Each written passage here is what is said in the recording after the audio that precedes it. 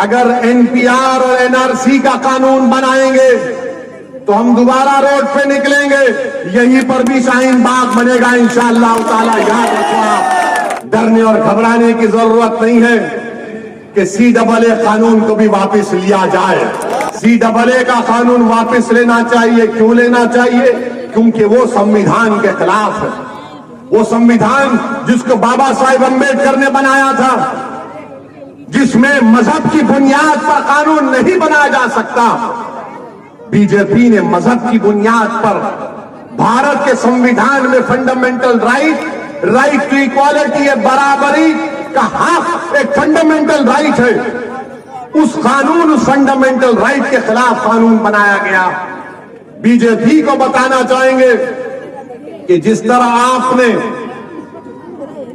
ये तमाम किसानों के लिए ये 3 कानूनों को, कृषि कानूनों को वापस लिया, जहां पर मस्जिद थी जिसको शहीद कर दिया गया था, हमने उसके बारे में बात की तो योगी सरकार ने हम पर मुकदमा लगा दिया। हम तो इंतजार में थे कि आप हमको ले जाकर अपना मेहमान बना लेते, अपने दामाद को। अब ये बताओ आप, हम झूठ बोले? हम झूठ बोले? मस्जिद को आपने शहीद कर दिया।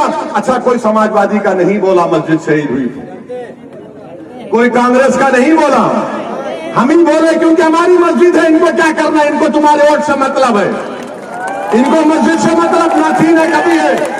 इनको मुसलमानों के बच्चों के स्कूल से मतलब नहीं है, तालीम से मतलब नहीं है, बच्चियों के लिए डिग्री कॉलेज से मतलब नहीं है, अंसारियों के पावर लूम से मतलब नहीं है, कुरैशियों के कारोबार से मतलब नहीं है, मुसलमानों से कोई मतलब नहीं है। मतलब है तो तुम्हारे वोट से सिर्फ, क्योंकि जिंदगी और मौत का बात है।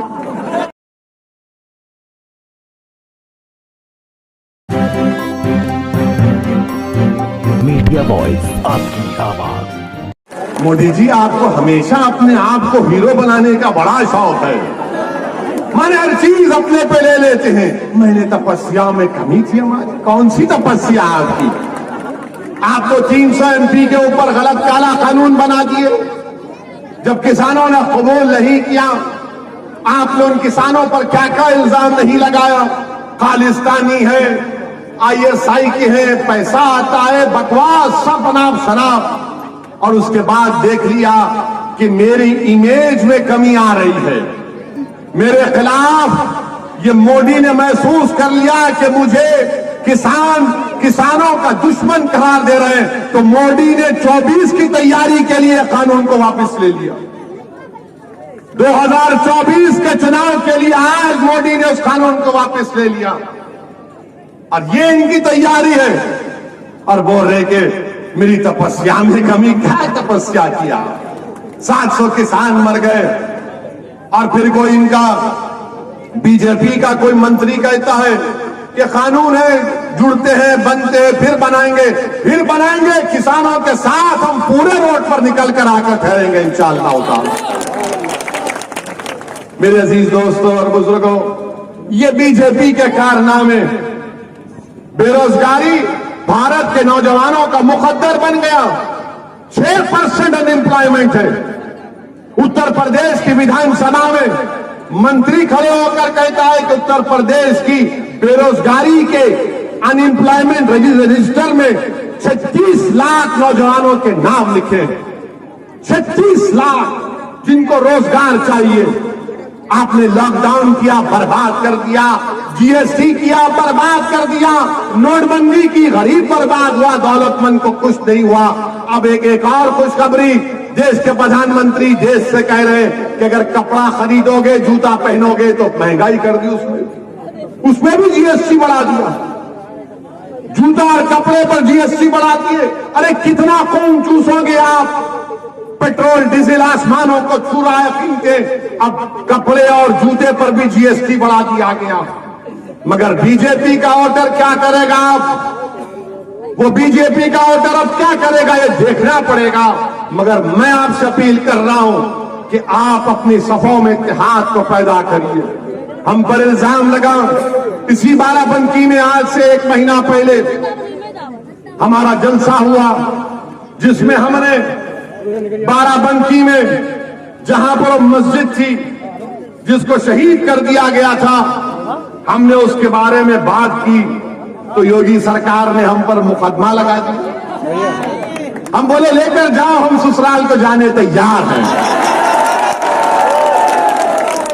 जेल को लेकर जाओ, जो करते करो, अगर आपका दिल भरता है कि गोली मारना, एक नहीं 6 मारो, कर दो एनकाउंटर, क्योंकि हमारी मौत का फैसला अल्लाह कर चुका है, तुम नहीं करे, तुम नहीं कर सकते हमारी मौत का, जिंदगी का फैसला। और हम क्या कहे थे कि मस्जिद के बारे में हमने कहा था कि 12 की वहां पर मस्जिद को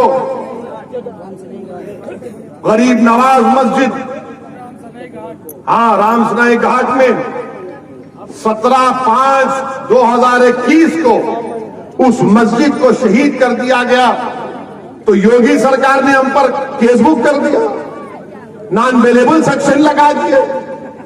मुबारक हो आपको, आपने केस बुक कर दिया हम पे। हम तो इंतजार में थे कि आप हमको ले जाकर अपना मेहमान बना लेते, अपने दामाद को, और हम पर इल्जाम लगाया कि ओवैसी ने झूठ कहा। अच्छा, हमने झूठ कहा ना, अब तुमको अंग्रेजी में बोल रहे हैं, कोर्ट के डॉक्यूमेंट से पढ़कर सुना रहे हैं। बाबा सुन लो जरा, हाई कोर्ट का ऑब्जर्वेशन क्या था? हाई कोर्ट ने कहा, from the averments made in the contempt petition as also the submission advanced prima facie, it appears that the demolition of the mosque in question on 17/5/2021 by the respondent number 2 station house officer Ramsnahi Ghat Tehsil and district Barabanki as stated is in violation of direction number 4 and 5 of the order dated 22/4/2021। अब ये बताओ आप, हम झूठ बोले? हम झूठ बोले? मस्जिद को आपने शहीद कर दिया। अच्छा, कोई समाजवादी का नहीं बोला मस्जिद शहीद हुई, कोई कांग्रेस का नहीं बोला, हम ही बोले, क्योंकि हमारी मस्जिद है। इनको क्या करना है? इनको तुम्हारे वोट से मतलब है, इनको मस्जिद से मतलब नहीं है, कभी है। इनको मुसलमानों के बच्चों के स्कूल से मतलब नहीं है, तालीम से मतलब नहीं है, बच्चियों के लिए डिग्री कॉलेज से मतलब नहीं है, अंसारियों के पावर लूम से मतलब नहीं है, कुरैशियों के कारोबार से मतलब नहीं है, मुसलमानों से कोई मतलब नहीं है। मतलब है तो तुम्हारे वोट से सिर्फ, क्योंकि जिंदगी और मौत का बात है। मस्जिद जिंदगी और मौत नहीं है हमारे लिए। मस्जिद तो इबादत गाह है ना हमारी, बगैर किसी वजह के आपने किया, कोर्ट ने कहा, मगर केस हम पर बुक हुआ और आपसे कहा जा रहा है वोट इनको दो। मेरे अजीज दोस्तों और बुजुर्गों, मेरी आपसे गुजारिश है कि आप एक अच्छा फैसला लीजिए। और डालना आपका अख्तियार है, वो आपका जमहूरी अख्तियार है, मगर हमारा काम आपसे गुजारिश करना है, आपको समझाना है, आपको बतलाना है। और ये बार बार इस बातों में मत जाइए, ये कहेंगे आकर आपसे कि ओवैसी आया है तो बीजेपी जीत जाएगी। अरे भैया, हम नहीं लड़े यहां से, तो कैसे 22,000 वोट से बीजेपी जीत गई? हम लोकसभा का चुनाव नहीं लड़े, कैसे जीत गई बीजेपी? जब नहीं बोलेंगे, समाजवादी पार्टी के अखिलेश यादव के परिवार के 3 लोग इलेक्शन हार गए, कोई नहीं बोलता। कैसे हारे वो? मुलायम सिंह यादव साहब, इनके बारे में क्या कहूं मैं? अगर बेनी प्रसाद वर्मा ने मुलायम सिंह और समाजवादी पार्टी के बारे में जो बातें कही हैं, तो समाजवादी पार्टी के लोगों की आज की रात की नींद हराम हो जाएगी। इतनी बातें बेनी प्रसाद वर्मा ने इन समाजवादी पार्टी और मुलायम सिंह के बारे में कही थी। मगर मेरे अजीज दोस्तों और बुजुर्गों, हम आपसे ये अपील करने आए हैं कि मुत्तहदा तौर पर अपने वोट का इस्तेमाल करिए, डरने और घबराने की जरूरत नहीं है। और हम मोदी जी को भी बताना चाहेंगे, बीजेपी को बताना चाहेंगे कि जिस तरह आपने ये तमाम किसानों के लिए ये 3 कानूनों को, कृषि कानूनों को वापस लिया, हम आपसे इस बात का डिमांड करते हैं कि CAA कानून को भी वापस लिया जाए। क्या आपको मंजूर है? क्या आपको को मंजूर है कि CAA का कानून वापस लिया जाए? अरे अगर है मंजूर तो कहो मंजूर, ताकि मालूम हो जाए मोदी जी को, वरना बोलेंगे मैं ही तपस्या किया था खाली। CAA का कानून वापस लेना चाहिए। क्यों लेना चाहिए?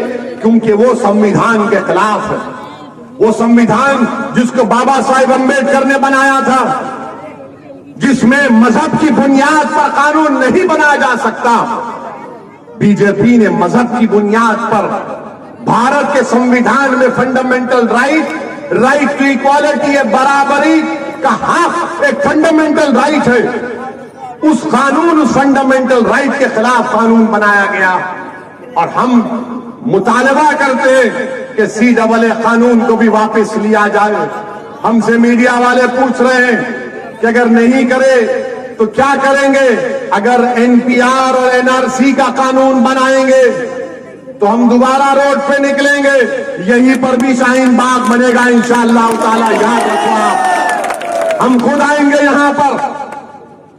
हम मुतालबा करते हैं कि CAA का कानून वापस लिया जाए। और ये जो किसान है वो सही पहचान लिए बीजेपी को, और बीजेपी और मोदी और अमित शाह को। वो उनकी बात का यकीन नहीं कर रहे। वो ये कह रहे हैं कि जब पार्लियामेंट शुरू होगा, जब पार्लियामेंट में बिल आएगा तो हम फैसला करेंगे। क्योंकि जब CAA का कानून पार्लियामेंट में आया, उससे 2 दिन पहले देश के प्रधानमंत्री नरेंद्र मोदी ने कहा था कि कहां NPR NRC की बात इसमें है।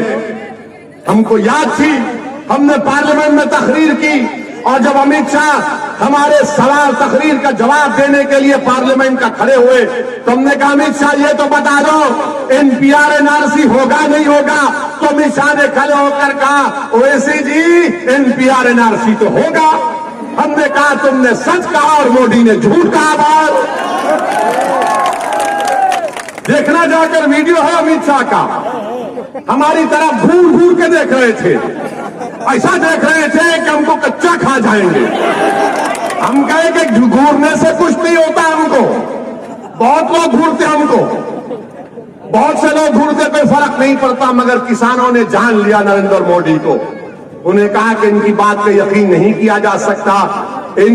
याद रखिए NPR NRC के रूल बनेंगे, और अगर ये होगा तो आसाम में जिस तरह आसाम में लोगों को उनकी शहरियत से महरूम कर दिया गया, वही प्रोग्राम है, वही प्रोग्राम है। इसके खिलाफ आपको आवाज उठाना है। मेरे अजीज दोस्तों और बुजुर्गों, यही चंद बातें थी जो मैंने इखलास के साथ आपके सामने रखा। मेरी आपसे दबन गुजारिश है कि मुत्तहिद हो जाइए और अपने वोट का इस्तेमाल, मजलिस का इंतखाबी निशान पतंग है, पतंग के निशान पर बटन दबाकर अपनी पार्टी को और अपने इत्तेहाद को कामयाब करिए। अस्सलाम वालेकुम व रहमतुल्लाहि व बरकातहू। नारे तकबीर, नारे तकबीर, नारे तकबीर। अस्सलाम वालेकुम व रहमतुल्लाहि व बरकातहू।